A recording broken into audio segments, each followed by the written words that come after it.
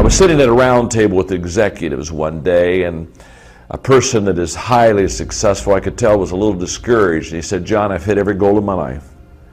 And now I basically have lost my motivation and my passion." And I looked at him, I called him by name. I'll say Don, that wasn't his name.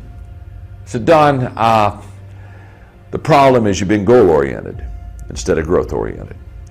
You see, if you and I are just goal-oriented, when we hit our goals, it's kind of like eureka, we've arrived, we celebrate, have a party, but then all of a sudden there's an emptiness like, okay, I've hit it. But if you're growth-oriented and establish goals within your growth-oriented journey, you'll hit those goals, but you'll look at it and say, hey, this is just another step towards my total growth." And I've never known a person who said, "John, I've grown as big as I can ever grow, and I know as much as I can ever know, and so therefore I have nothing to accomplish." You see, if you're goal-oriented, you'll hit your goal and then be a little empty. But if you're growth-oriented, you'll never hit that goal. Just keep growing. I can remember as a parent, as my children got to a certain age, and where they looked to me for influence, I can remember very well when I saw them beginning to go to their friends. And that's where their influence began. And that's where their influence began to increase. As a parent, that got a little scary for me because I could see I was having a little less influence and the friends were having a little bit more. Well, my parents were very wise. My parents understood that who my friends were would determine who I was going to become. Birds of a feather flock together. And in their wisdom, they decided that they wanted to know my friends and they wanted to see my friends. So therefore, they provided a lot of wonderful things in our home so we would have our friends at our house so that my parents could observe and watch the kind of kids I ran around with. And what I learned as a kid growing up is very simple. There are some friends that were positive for me and there were some friends that were negative for me. And my determination of which friends I was going to let influence me basically determined whether I was going to have a positive or a negative life. Fortunately, because of good parental advice and guidance, I chose good friends, which really did make a difference. Because you see, friends are wonderful. They give us support, they give us strength. They're either, though, a real asset or a real liability. So I would just want to encourage you, choose your friends wisely. You don't need a lot, but you need some good ones.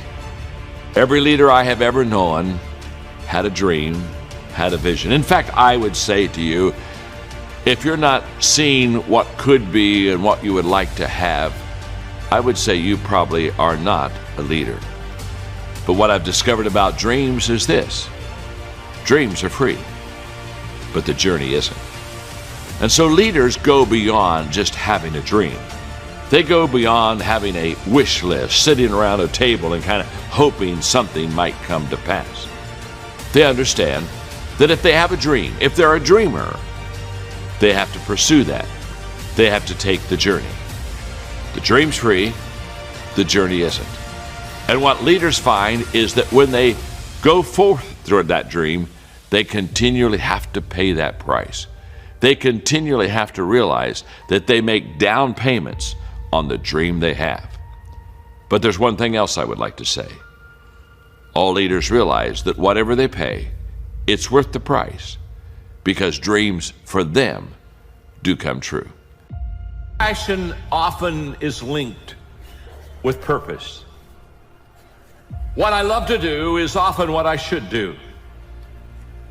We have been created within us the capacity to have things that we enjoy greatly, and a lot of times there is a definite relationship between what I am in love with and what I should be doing. We are created and wired in such a way that passion and purpose many times comes together, and passion is the great energizer. Once you have passion, you have energy. Once you find your passion, you find your purpose, there is something energetic about it. You have never known a person who was passionate that lacked energy. We talk about high energy people, we talk about low energy people. There's no such thing as like low energy people or high energy people. If you have high energy, you have passion. If you have low energy, you don't have any passion. You know, some people, they're already dead. They haven't made it official yet. You just look at them. I just want to walk around and do the committal, let them watch and observe the whole process.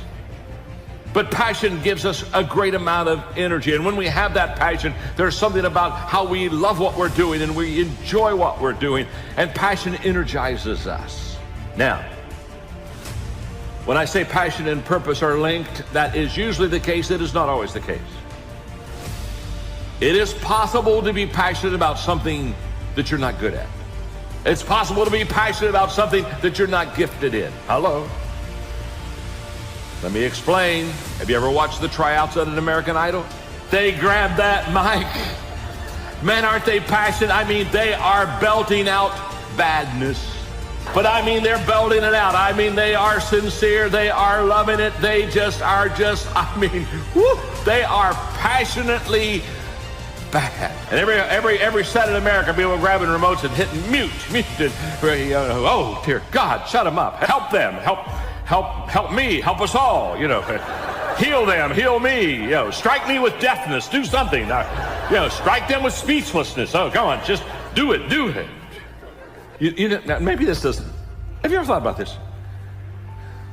Every time I see something like this, I always have a question. Every time whenever I see somebody that's just really passionate about something that they're not good at, I just always ask myself, where are their friends? Come on, talk to me a moment, huh? Where are their friends? I mean, don't you think you should just sit down at the table and get a bottle of water and say, my name is John, and I'm your friend. I just want you to know you can't sing. So it's possible to be passionate about something that you're not good at. But I know this, if you're passionate, that it will increase your energy. And the second thing that I've discovered about passion is it sets us apart. It sets us above the crowd. A person with passion always stands out. The world is so full of apathy. It's so full of average. It's so full of whatever. That once you have passion and once you have a sense of energy in your life, it just sets you apart. It distinguishes you. It already gives you what I would call a head start in success in life. You and I both know that God's gift to us is our potential, and our gift back to Him is what we do with our potential. Perhaps the greatest insult that we can ever give to our Creator is to be a slacker, to somehow have these gifts and have these opportunities and have this potential and do nothing with it. I would suggest today that you believe in yourself as much as God believes in you. He created you for greatness. Now, that's how He created you. You determine how great you become. He has already given you the potential, and He's already given you the opportunity. Your response? Either seize the moment in the day and become all that you possibly can be, or slack in the moment and basically rest and just let things come to you. I encourage you on Minute with Maxwell. Take the potential that you have been given as a gift. And the way to say thanks to that gift is by giving your life your very best.